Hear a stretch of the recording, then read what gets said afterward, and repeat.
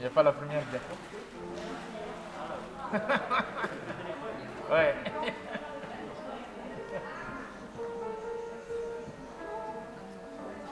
Ah oui, ah oui, il faut désinfecter.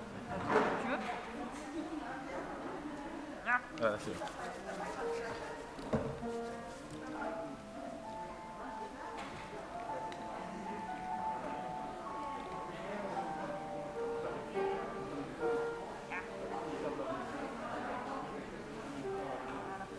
Ok.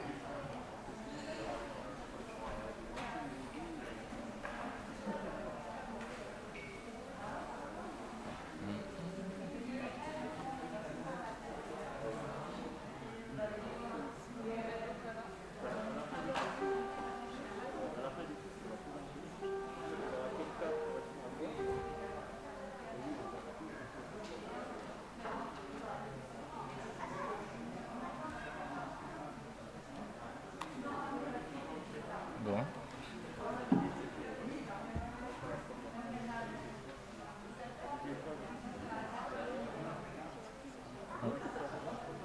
Christophe, on peut commencer?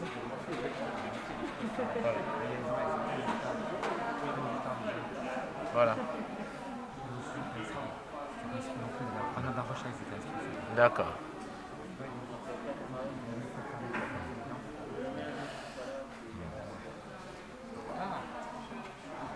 Tu joues Hervé? Tu joues Hervé? Bon, faites déjà une petite musique pour nous mettre de l'ambiance. Ça, on te regarde, hein? En principe, un Jacquemin, c'est malade, c'est important.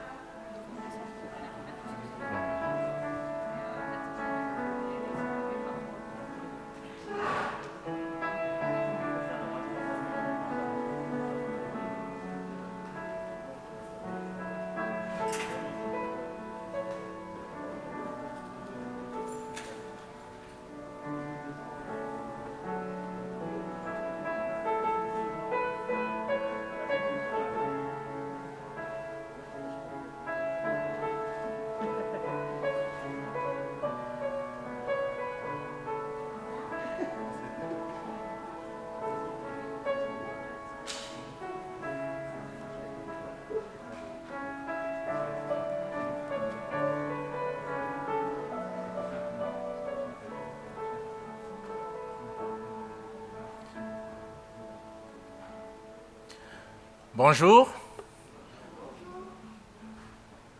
Bienvenue à tous et à toutes. Nous sommes dans la joie de vous accueillir ce matin pour partager notre culte. Nous voulons aussi accueillir ceux qui vont nous suivre en direct sur notre chaîne YouTube, puisque le culte est retransmis. Alors, c'est un temps de culte que nous allons partager ensemble. Alors, je vous demande de disposer votre esprit, votre cœur à rencontrer le Seigneur. C'est le Seigneur qui nous rassemble ce matin, comme tous les dimanches. Je vais commencer par lire le psaume 133. Voici, ô qu'il est agréable, qu'il est doux pour des frères de demeurer ensemble. C'est comme l'huile précieuse qui, répandue sur la tête, descend sur la barbe d'Aaron, qui descend sur le bord de ses vêtements. C'est comme la rosée de l'Hermon, qui descend sur les montagnes de Sion, car c'est là que l'Éternel envoie la bénédiction, la vie pour l'éternité. Prions. Éternel notre Dieu, notre Père, Merveilleux et agréable est ton nom. Nous te rendons grâce pour tous tes bienfaits. Tu nous as permis de nous réveiller, Seigneur, ce matin pour venir rencontrer nos frères et nos sœurs et partager ce culte pour t'honorer. Sois honoré et sois adoré au milieu de ton peuple, Seigneur. Nous voulons t'adorer, t'apporter l'offrande de nos cœurs, mais aussi déposer au pied de la croix de ton Fils Jésus-Christ, que nous reconnaissons comme notre Sauveur, Seigneur et Sauveur, tous nos soucis et nos fardeaux. Merci, Seigneur, de nous accorder, Seigneur, ta grâce, ton pardon. Viens régner, Seigneur, dans nos louanges, nos prières, l'écoute de ta parole, qui nous sera aujourd'hui prêchée par notre pasteur Christophe. Nous te demandons de l'inspirer, de le bénir, ainsi que toute ton Église. Que nos prières, nos chants t'honorent. Nous te prions également pour tout le reste des activités de la journée, à commencer par le repas que nous allons partager après Seigneur, ce culte, et l'Assemblée générale, la réunion de cet après-midi. Seigneur, sois au milieu de nos échanges, de nos délibérations. Que ta volonté se manifeste au travers des décisions que nous prendrons, Seigneur. Nous te prions pour la cohésion dans ton Église. Fais régner, Seigneur, ta paix parmi tes enfants que tu aimes. Donne gloire à ton nom à cause de ta bonté, à cause de ta fidélité. Nous te le demandons au nom de notre Seigneur et Sauveur Jésus-Christ. Amen. Nous allons nous lever pour commencer par louer le Seigneur avec le premier chant. Le premier chant qui est en fait le psaume 8, les paroles du psaume 8 que nous allons chanter.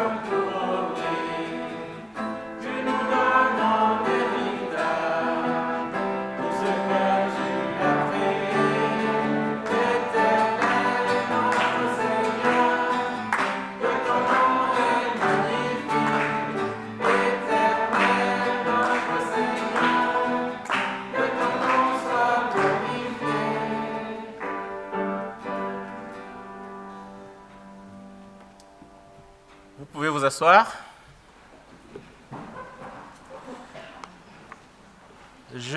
Nous allons lire le psaume 33, les 5 premiers versets.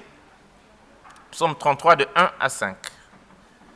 Juste, réjouissez-vous en l'Éternel. La louange sied aux hommes droits. Célébrez l'Éternel avec la harpe. Célébrez-le sur le luth à 10 cordes. Chantez-lui un cantique nouveau. Faites retentir vos instruments et vos voix, car la parole de l'Éternel est droite, et toutes ses œuvres s'accomplissent avec fidélité. Il aime la justice et la droiture. La bonté de l'Éternel remplit la terre. Alors, ce psaume qui ressemble à beaucoup d'autres, qui a la même tonalité, là particulièrement s'adresse à un public qui est désigné par le terme juste. Et donc, les justes sont en fait les croyants, ceux qui marchent avec le Seigneur et que Dieu, par sa bonté et sa miséricorde, a justifié, a rendu juste. Oublions leurs fautes, ceux qui se sont en fait reconnus pécheurs et qui se sont rapprochés de Dieu. Je pense que c'est ce que nous avons tous fait depuis longtemps, depuis que nous avons pris la décision de suivre le Seigneur. Donc vous êtes les justes, vous êtes aussi les fidèles, vous êtes aussi des saints, des frères. Est-ce qu'il y a d'autres synonymes pour les chrétiens? Les frères et sœurs, voilà, c'est ça. Est-ce qu'il y a d'autres synonymes? Alors c'est quand même une bonne chose que le Seigneur lui-même nous qualifie de justes. Prince et princesse de Dieu. Alors, qu'est-ce qui est demandé aux justes dans ce psaume? Une fois que nous sommes justifiés, le psalmiste nous dit que nous devons prendre plaisir de louer l'Éternel de la meilleure manière qui soit, en sachant que la louange ne se fait pas forcément par le chant, parce qu'il y en a qui vont dire que moi je ne sais pas chanter, mais la louange se fait aussi de diverses manières. Mais toujours est-il que si vous savez vraiment chanter, alors normalement ne vous retenez pas. Vous devriez y aller avec la voix, les cris, les danses et d'autres formes d'expression. Le Seigneur aime la louange qui vient du cœur de ses enfants. Le tout, c'est que le Seigneur soit glorifié. Nous allons donc nous lever maintenant pour proclamer que nous sommes le peuple de Dieu. On chante.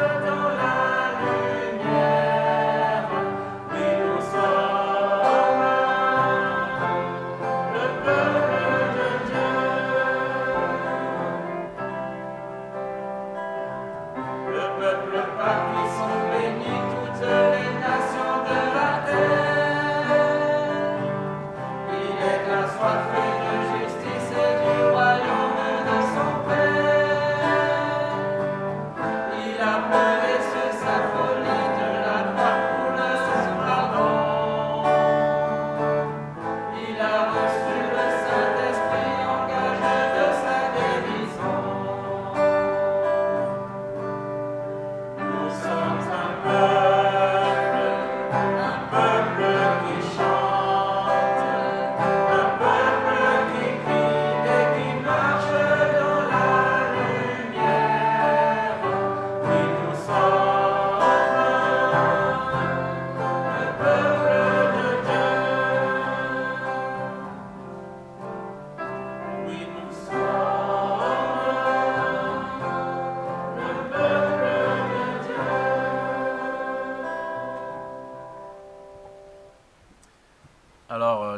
Je vous invite à vous asseoir. Dans le premier épître de Jean, au chapitre 3, du verset 1 à 3, Jean a écrit « Voyez quel amour le Père nous a témoigné pour que nous soyons appelés enfants de Dieu. Et nous le sommes. Si le monde ne nous connaît pas, c'est qu'il ne l'a pas connu. Bien-aimés, nous sommes maintenant enfants de Dieu. Et ce que nous serons n'a pas encore été manifesté, mais nous savons que lorsque cela sera manifesté, nous serons semblables à lui parce que nous le verrons tel qu'il est. Quiconque a cette espérance en lui se purifie comme lui-même est pur. » N'est-ce pas bien ça? Donc nous sommes des enfants d'adoption. Le Seigneur nous a adoptés comme ses enfants et nous sommes appelés enfants de Dieu. Et les enfants de Dieu doivent marcher en suivant les préceptes, la loi et en étant fidèles au Seigneur. Même si on peut faillir, mais on se relève, on confesse et le Seigneur est toujours là pour nous encourager, pour nous relever. Et donc, il faut demeurer attaché au Seigneur et marcher avec lui. Je vais vous lire le texte de la lettre de Paul aux Colossiens au chapitre 2, versets 6 et 7. Ainsi donc, comme vous avez reçu le Seigneur Jésus-Christ, marchez en lui, étant enracinés et fondés en lui, et affermis par la foi, d'après les instructions qui vous ont été données, et abondez en actions de grâce. Je dirais donc que cette droiture et cette justice dont il a été question dans le psaume qu'on avait lu est aussi non seulement la résultante de la grâce que Dieu nous a faite, et aussi l'amour de Jésus-Christ, mais aussi notre marche dans la piété. Comme nous le lisons dans Romains au chapitre 3, versets 21 à 24, je ne vais pas tout lire, nous sommes justifiés par la grâce, par le moyen de la rédemption qui est en Jésus-Christ. Alors je vous invite maintenant, si vous sentez vraiment accepté par le Seigneur, si vous considérez qu'il a vraiment usé d'une grâce et d'une miséricorde à votre égard, vous allez élever vos prières. Nous allons parler directement à notre Seigneur pour lui exprimer notre adoration, nos louanges, notre reconnaissance, par des prières libres dans la salle, à haute voix, s'il vous plaît.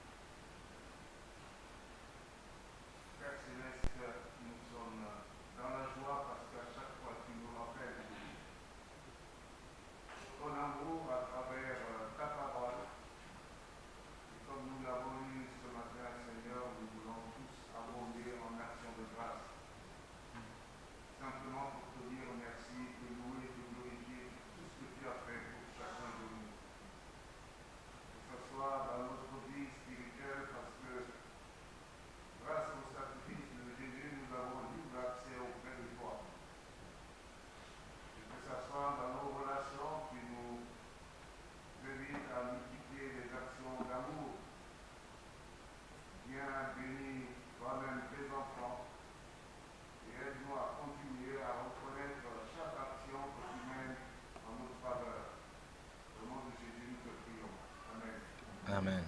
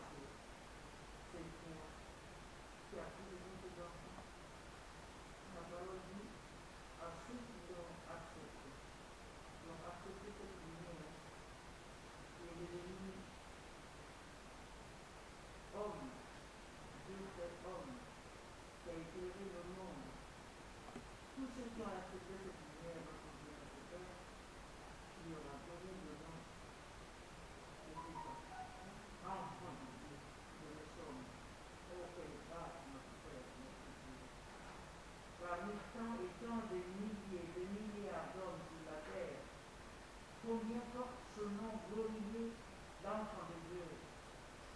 Seigneur, nous sommes fiers et nous sommes heureux de t'appartenir au notre Dieu. Donne-nous de te demeurer fidèle. Donne-nous de te proclamer partout. Donne-nous, Seigneur, la possibilité, le pouvoir, le courage de te témoigner sur notre Père céleste. Et nous, Seigneur, en Christ, Seigneur, inscrit ta parole. Merci notre Dieu pour ce matin. Nous voici et nous avons dit comme David, nous sommes dans la joie.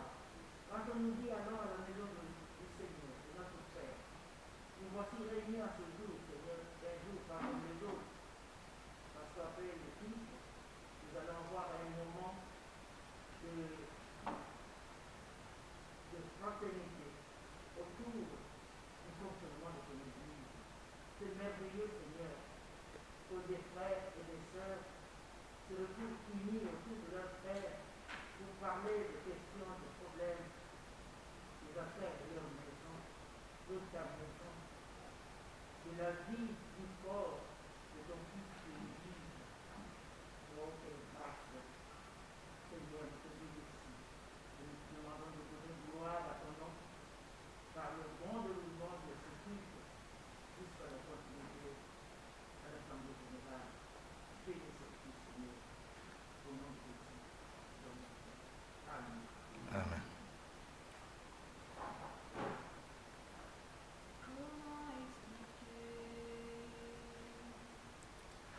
Et comment décrire un si bon, si puissant que rien ne peut l'être infirmé.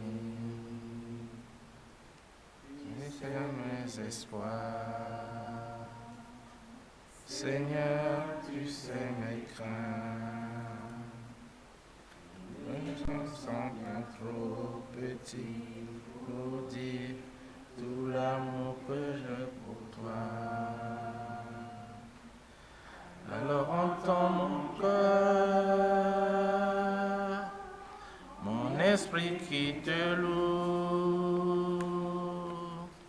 Entends le chant d'amour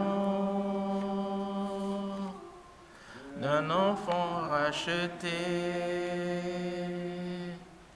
Je prendrai mes faibles mots pour te dire quel Dieu merveilleux tu es.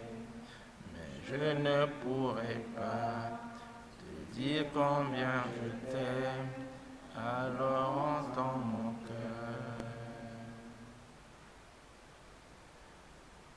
Notre Père, nous pouvons exprimer assez à travers nos faibles mots, à travers nos paroles qui sont sans sens, exprimer l'extraordinaire manifestation de ton amour à notre égard. Seigneur, à travers ces petits mots qui sentent l'amour de nos cœurs, nous tendons vers toi.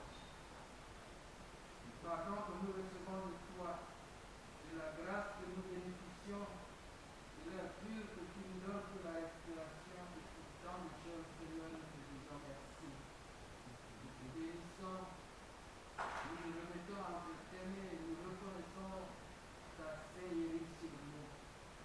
Nous sommes un peuple sur qui ton nom est inscrit. Nous voulons te ressembler à travers nos gestes de tous les jours. Et sans toi, Seigneur, nous ne pouvons pas.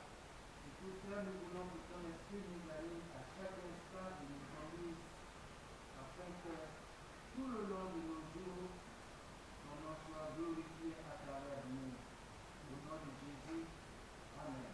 Amen. Oui, Seigneur, nous élevons nos voix, Seigneur, pour proclamer ton nom, car tu es un Dieu qui est infiniment merveilleux, miséricordieux. Et Seigneur, nous te louons, nous te rendons grâce. Seigneur, sois célébré, sois magnifié, Seigneur, dans nos vies. Conduis, Seigneur, notre Église et accompagne-nous, Seigneur, sur ton chemin. Dans le nom de Jésus, Amen. Nous allons aussi prolonger cette louange par 2 chants. Mon Seigneur et mon Dieu. Et puis nous allons aussi manifester notre fidélité à notre Seigneur, notre engagement en donnant aussi les offrandes, notamment lors du 2e chant qui a pour titre Hosanna, un chant s'élève. Levons-nous.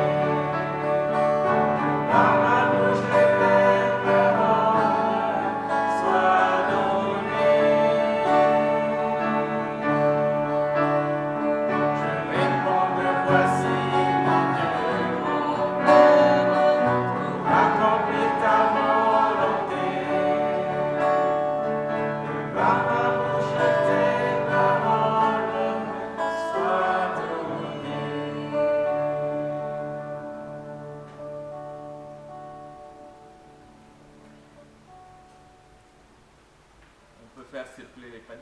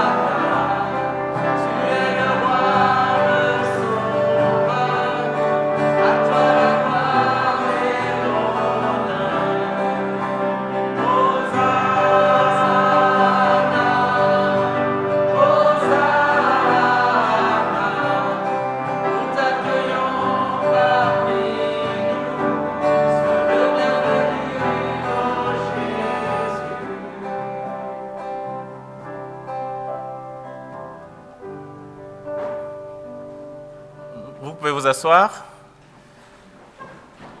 Je vais demander à Brigitte de prier pour la collecte.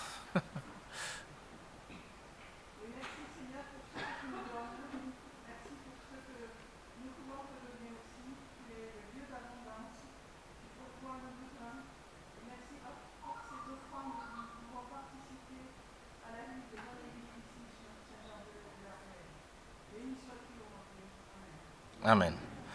Et maintenant, je crois qu'on va accueillir et bénir un enfant. C'est Orvina, c'est ça. Donc j'invite Christophe et la famille de s'approcher.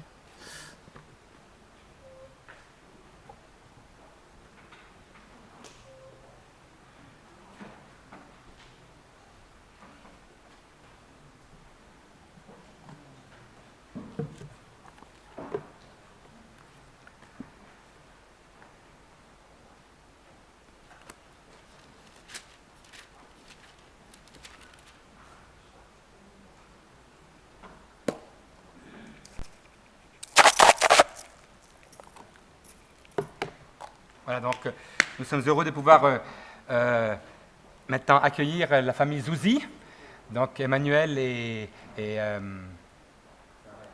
Amandine, avec, donc venez ici, avec la petite Orvina.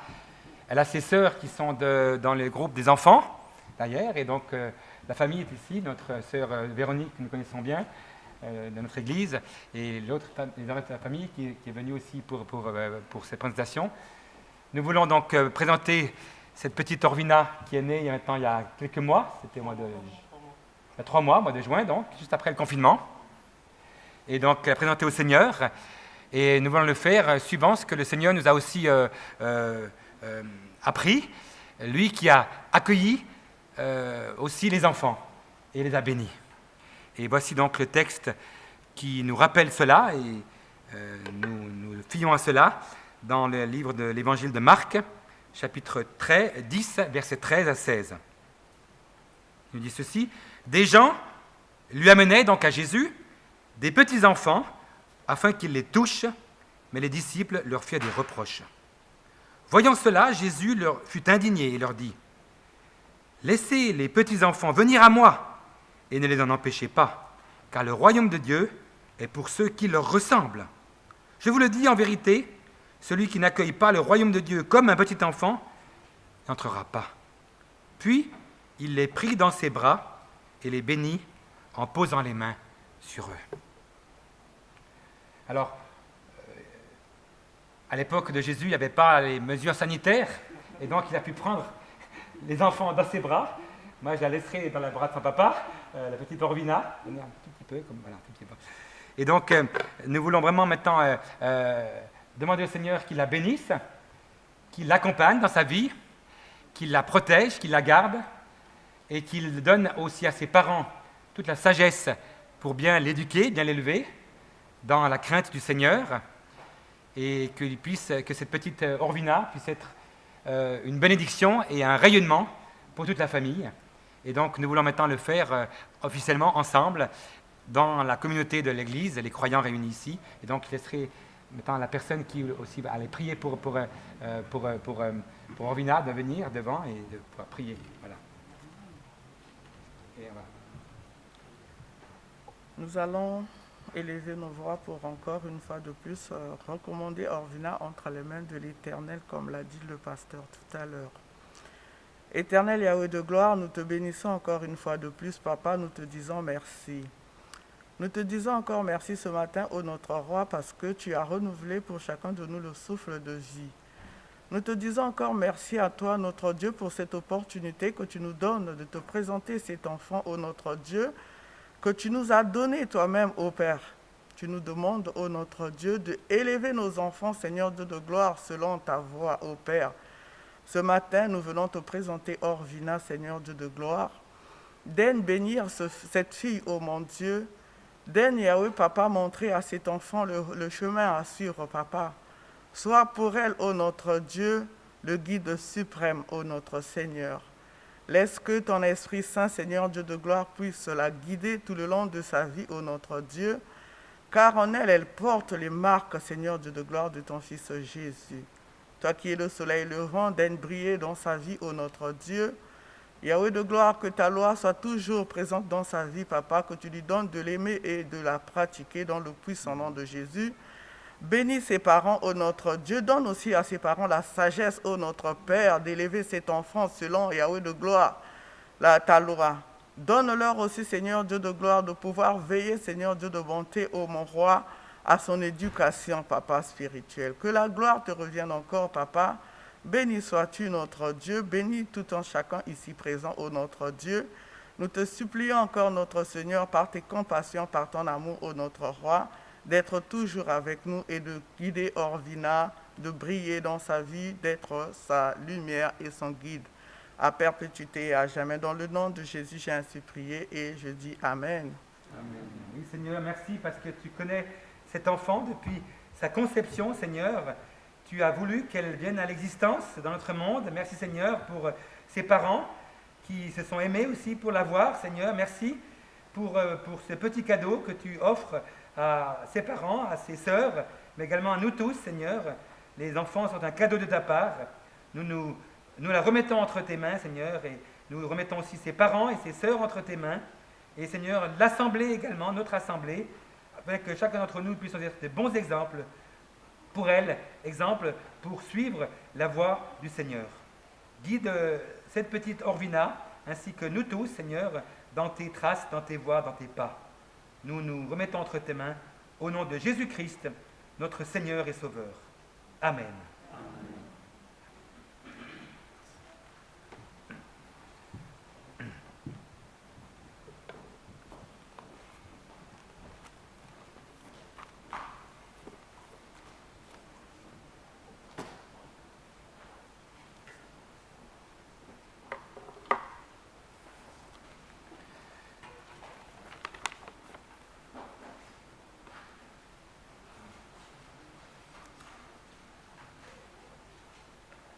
Voici le titre de ce que j'aimerais partager avec vous ce matin, en ce temps d'Assemblée générale où nous faisons un petit peu le point de la vie de notre Église et nous désirons être au service de Dieu.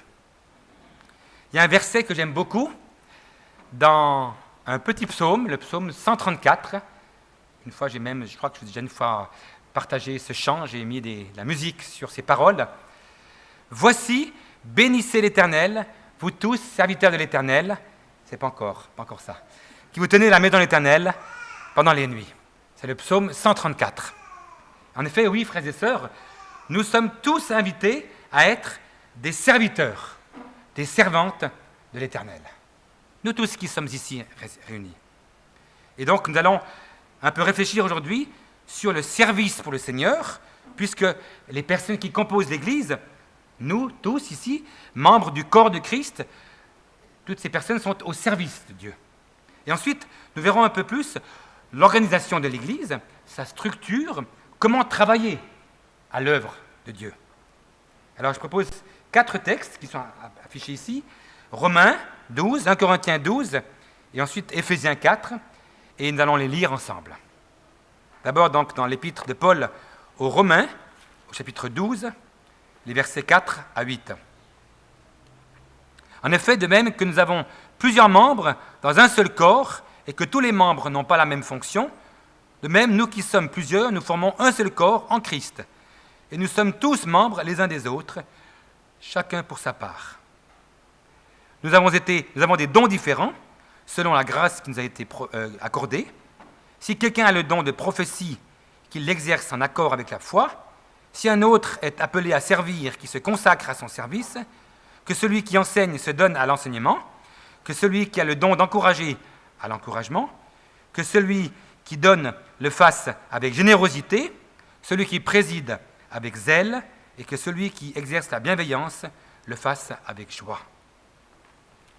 Un deuxième texte dans l'épître de Paul aux Corinthiens, la première, chapitre 12, les versets 4 à 11. 1 Corinthiens 12, verset 4. Il y a diversité de dons, mais le même esprit, diversité de services, mais le même Seigneur, diversité d'actes, mais le même Dieu qui accomplit tout en tous. Or, à chacun, la manifestation de l'esprit est donnée pour le bien de tous. En effet, à l'un est donnée par l'esprit une parole de sagesse, à un autre une parole de connaissance, selon le même esprit. À un autre la foi, par le même esprit, à un autre des dons de guérison, par le même esprit, à un autre la possibilité de faire des miracles, à un autre la prophétie, à un autre le discernement des esprits, à un autre diverses sortes de langues, à un autre l'interprétation des langues. Mais toutes ces choses, c'est un seul et même esprit qui les accomplit en les distribuant à chacun en particulier comme il veut. Et ensuite, dans le même chapitre 12 de 1 Corinthiens, au verset 27, il est dit ceci: « Vous êtes le corps de Christ et vous êtes ses membres, chacun pour sa part. Dieu a établi dans l'Église, premièrement, des apôtres, deuxièmement, des prophètes, troisièmement, des enseignants, ensuite viennent les miracles, puis les dons de guérison, les aptitudes à secourir, à diriger, à parler diverses langues. Tous sont-ils apôtres? Tous sont-ils prophètes? Tous sont-ils enseignants? Tous font-ils des miracles? Tous ont-ils des dons de guérison? Tous parlent-ils en langue? Tous interprètent-ils? Aspirez aux dons les meilleurs. » Et ensuite, dans l'épître de Paul aux Éphésiens, au chapitre 4, les versets 11 et 12. Éphésiens 4, 11 et 12. C'est lui, donc Jésus-Christ, qui a donné les uns comme apôtres, les autres comme prophètes, les autres comme évangélistes, les autres comme bergers et enseignants. Il l'a fait pour former les saints aux tâches du service en vue de l'édification du corps de Christ. Prions, notre Dieu. Ces textes nous montrent ce que tu as prévu pour ton peuple, l'Église. Ô Seigneur, aide-nous à comprendre ta parole, à la saisir, Seigneur, non seulement avec notre intelligence, mais également avec notre cœur, pour pouvoir, Seigneur, être des fidèles servantes et serviteurs de Jésus-Christ. Alors, Seigneur, guide-nous dans la compréhension de ta parole. Aujourd'hui, nous t'en prions. Amen. Alors, un principe d'abord qu'on peut voir dans tous ces passages du Nouveau Testament, et encore d'autres, c'est ce qu'on peut appeler le sacerdoce universel des croyants.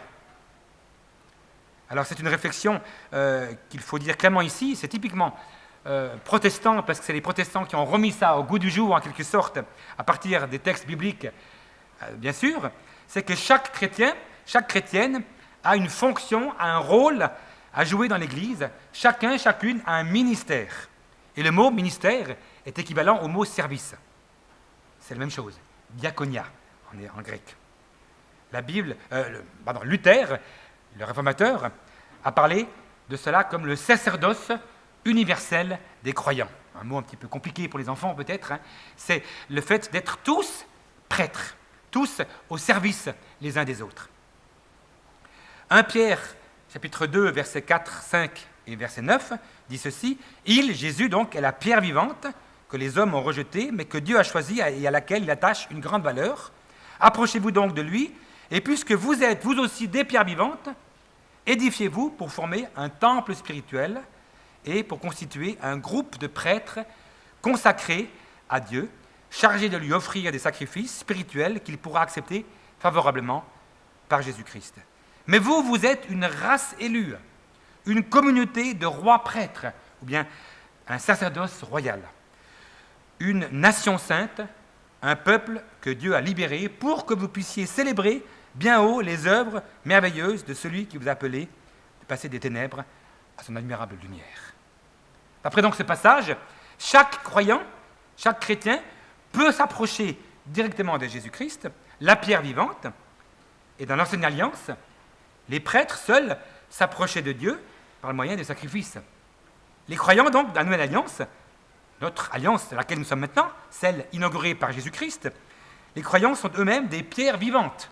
Vous êtes, nous sommes des pierres vivantes, et constituant la maison spirituelle, c'est-à-dire le temple de Dieu de la Nouvelle Alliance. L'Église, ce n'est pas un bâtiment, mais ce sont les chrétiens qui la composent. Et donc, ces chrétiens doivent s'édifier mutuellement, et on part au saint sacerdoce. On pourrait dire donc, accomplissant la vocation du peuple de Dieu, même dans l'Ancien Testament, on disait par exemple pour les prêtres, vous serez pour moi un royaume de prêtres, une nation sainte. Exode 19, verset 6. Donc, chaque chrétien est exhorté à offrir des victimes spirituelles, comme il est dit dans Hébreux 13, verset 5, c'est-à-dire 15, des prières de louange, on l'a fait tout à l'heure, en louant le Seigneur, et des actions de grâce, donc des victimes spirituelles à offrir en quelque sorte, et des services pratiques pour aider les autres, comme il est dit dans Hébreux 13, verset 16, donc aussi c'est un service pratique à offrir aux autres, et annoncer les vertus de celui qui les a sauvés, c'est-à-dire Jésus-Christ. Alors concrètement, dans cette nouvelle alliance, donc dans l'Église, il n'y a plus officiellement de prêtres, en général, il n'y a pas de distinction entre sacré et profane, entre clergé et laïque. La seule distinction qu'il y a, c'est entre croyants et non-croyants. Tous les chrétiens nés de nouveau sont donc, de certaine manière, des prêtres au service de Dieu. Donc, le sacerdoce universel des croyants.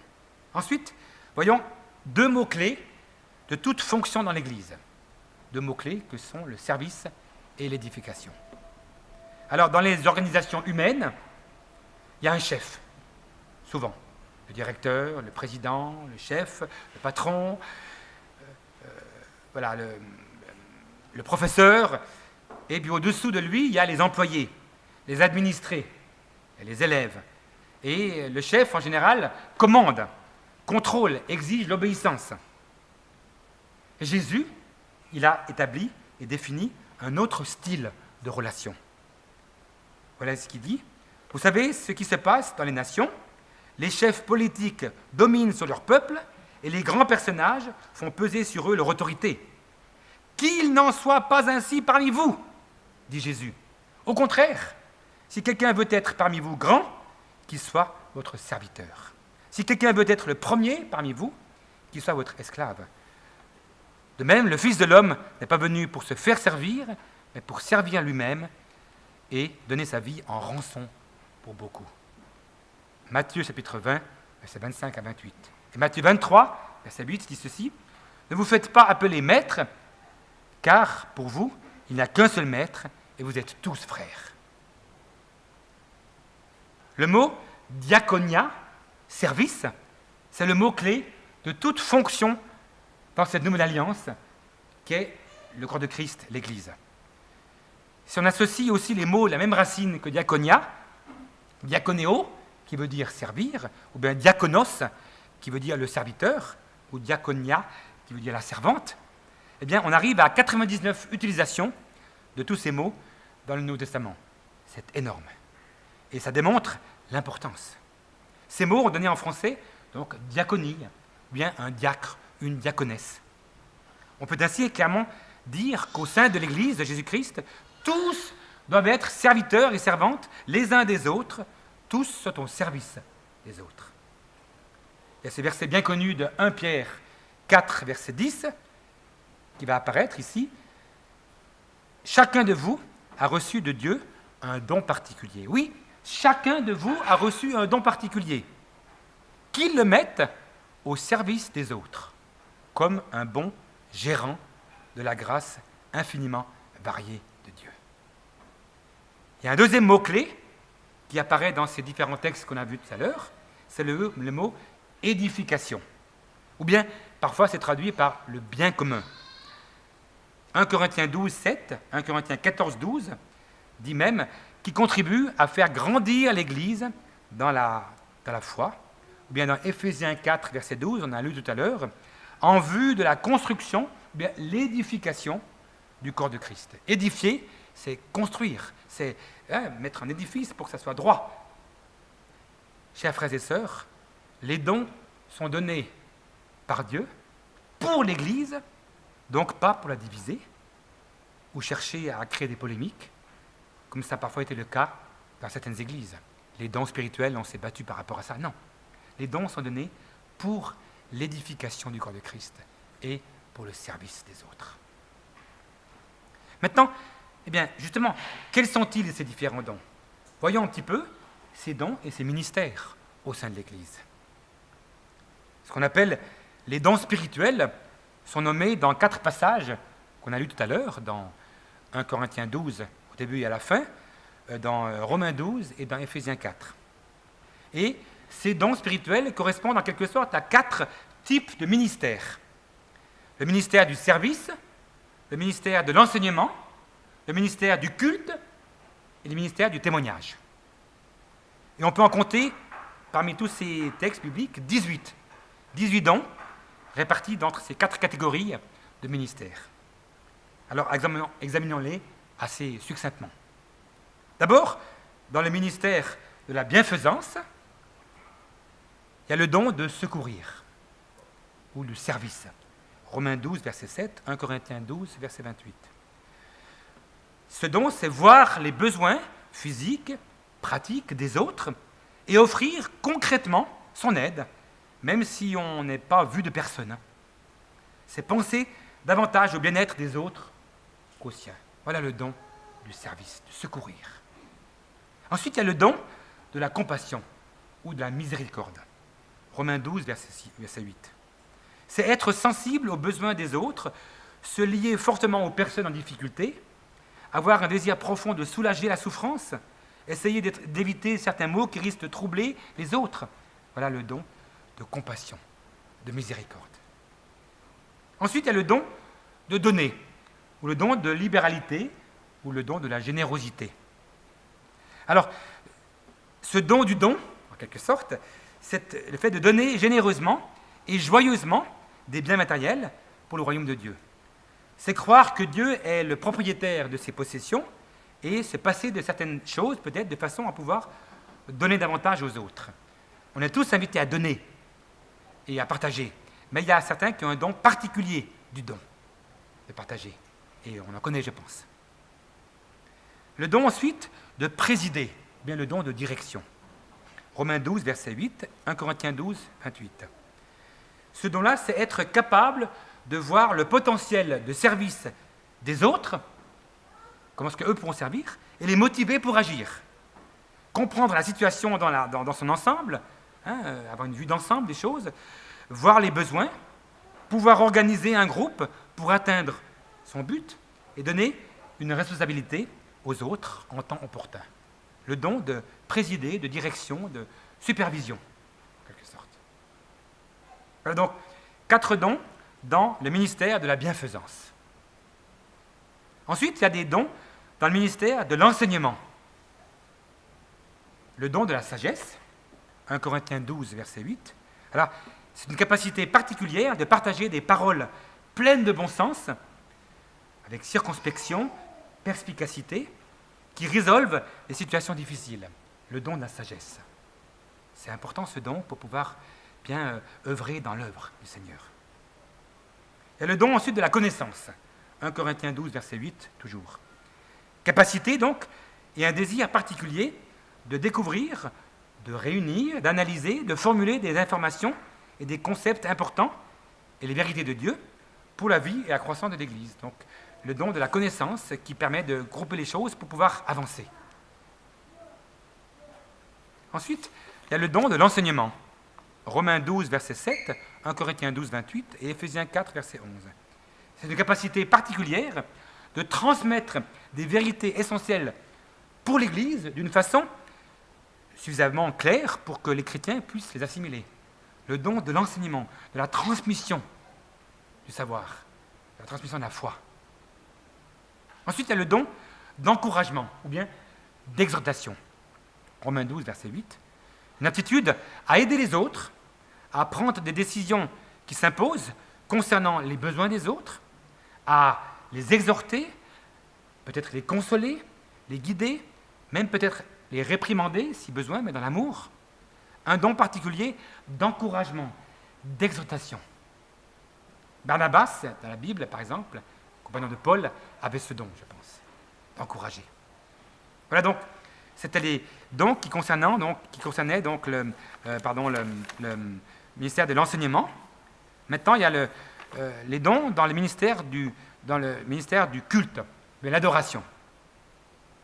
Il y a le don de la foi, dans 1 Corinthiens 12, verset 9. Alors, la foi, c'est celle qui reconnaît en Jésus-Christ son Seigneur et son Sauveur, suite à sa grâce envoyée vers nous. Oui, ça c'est la foi que tout le monde doit avoir pour pouvoir suivre le Seigneur. Mais il y a le don de la foi, qui est un don particulier, une capacité à reconnaître, accomplir la volonté de Dieu, avec une confiance exceptionnelle, ayant la conviction que le Seigneur changera les situations impossibles pour sa gloire. Une foi démesurée, excessive, mais pas excessive dans le mauvais terme, au mauvais sens du terme. Avoir une aptitude inhabituelle à voir la main de Dieu sur les événements et les situations qui se produisent. Le don de la foi. Ensuite, il y a le don de guérison, au singulier ou au pluriel. 1 Corinthiens 12, verset 9 et verset 28. Capacité particulière d'être un intermédiaire, une intermédiaire que Dieu utilise pour guérir et rétablir des malades et des gens en souffrance. Peut-être c'est des souffrances physiques, psychologiques ou spirituelles, ou des souffrances même psychiques. Alors, Dieu peut donner l'assurance de la guérison, c'est vrai, mais peut-être il peut aussi permettre que l'épreuve dure, mais comme pour Paul, par exemple, qui a eu une épreuve dans sa chair, mais il donne alors, le Seigneur, un secours surnaturel pour supporter cette souffrance et pour la transformer en victoire spirituelle. Le don de guérison. Et le don des miracles. 1 Corinthiens 12, versets 10 et 28, et Romains 15, 18, 19. C'est obtenir une réponse miraculeuse, donc qui est extraordinaire, qui sort de l'ordinaire, dépassant donc les lois naturelles, à la prière.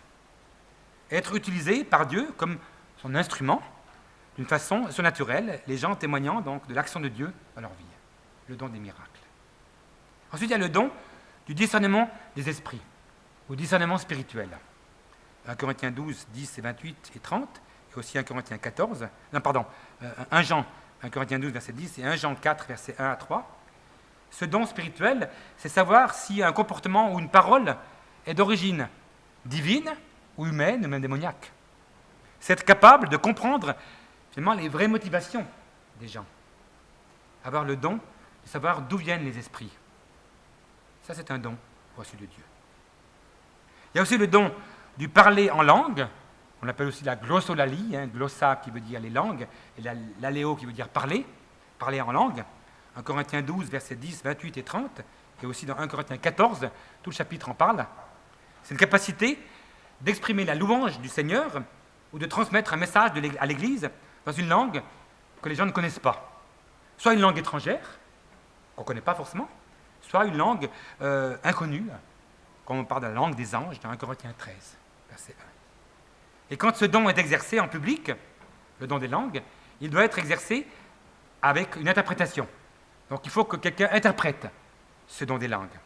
1 Corinthiens 14 en parle à plusieurs reprises. Et donc justement, après, il y a le don d'interprétation des langues.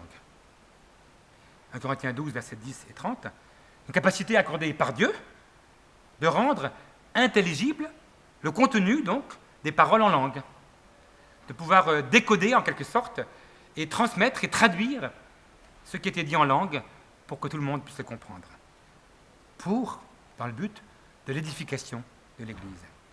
L'attitude donc à déchiffrer le message de celui ou celle qui parle en langue selon l'Esprit. Voilà donc ces différents dons dans le ministère du culte, de l'adoration. Maintenant, pour terminer, quatrième catégorie de ministère, celui du témoignage.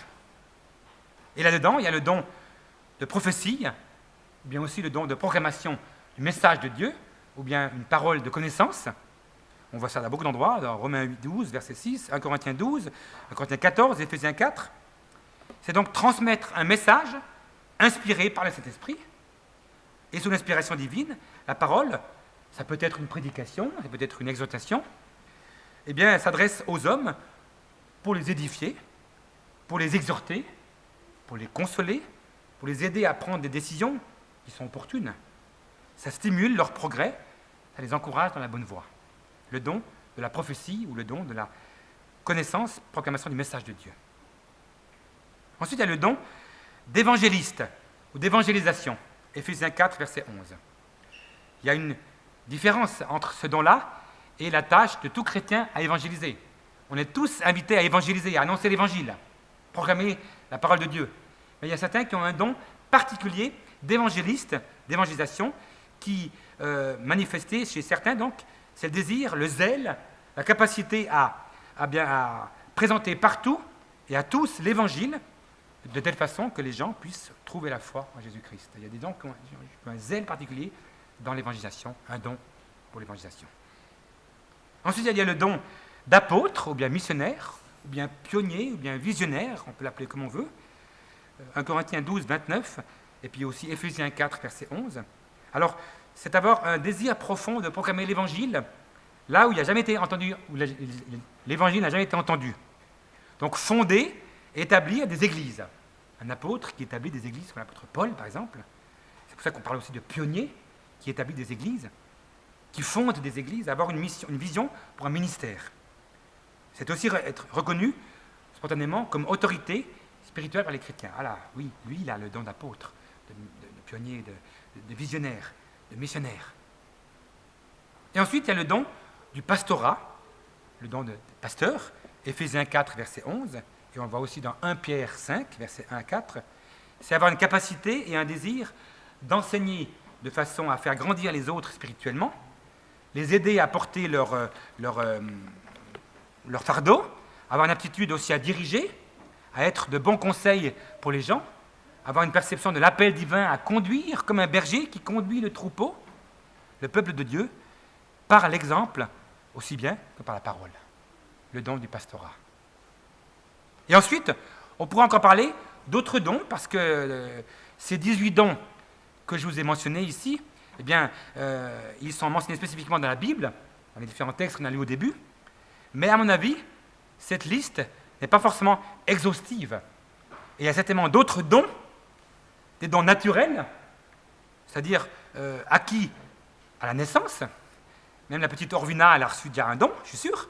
Comme n'importe quel petit enfant, on reçoit des dons, naturellement, ou des dons qui ont été travaillés avec le temps. Donc tous ces dons-là, naturels, peuvent devenir des dons spirituels et deviennent des dons spirituels lorsqu'ils sont utilisés dans le but du service et de l'édification. On en revient au thème précédent, le service et l'édification. Donc il y a des dons naturels qui deviennent des dons spirituels pour édifier le peuple de Dieu, pour le service des autres. Et dans ces dons-là, je peux mentionner par exemple, il y en a d'autres, le don de la créativité artistique, le don de l'habileté manuelle, le don de la musique, le don du célibat, le don de la disposition à souffrir pour la foi, le don de l'hospitalité, le don de la prière, parmi d'autres dons. Et on pourrait rajouter encore d'autres dons. Il y a un livre qui a été écrit là-dessus, sur les dons, qui s'appelle « Découvrir vos dons » de Christian Schwartz, j'ai oublié de vous le prendre avec vous, mais qui montre plein de dons qui existent. Ça fait un petit peu la recension de tous ces dons-là, et ça montre comment est-ce qu'on peut les utiliser pour le service de l'Église. Alors je vais m'arrêter ici, je vais conclure pour aujourd'hui, tout en sachant bien que notre réflexion n'est pas terminée, bien sûr. En effet, il y a aussi des ministères spécifiques dans l'Église, que sont ceux des diacres et ceux des anciens. Il y a des paragraphes entiers dans la Bible qui en parlent. On pourrait en reparler une autre fois, sans doute.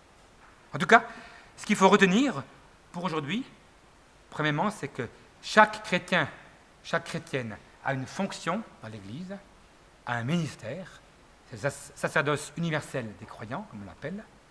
Deuxièmement, Les mots-clés pour la fonction dans l'Église, c'est l'édification et le service. Les mots-clés pour exercer cela. Et puis, bien sûr, il y a différents dons et ministères au sein de l'Église qui sont, on est invité à exercer ces dons pour le bien de la communauté. Alors, puissions nous tous ici pleinement trouver notre place au sein de la communauté, de l'Église,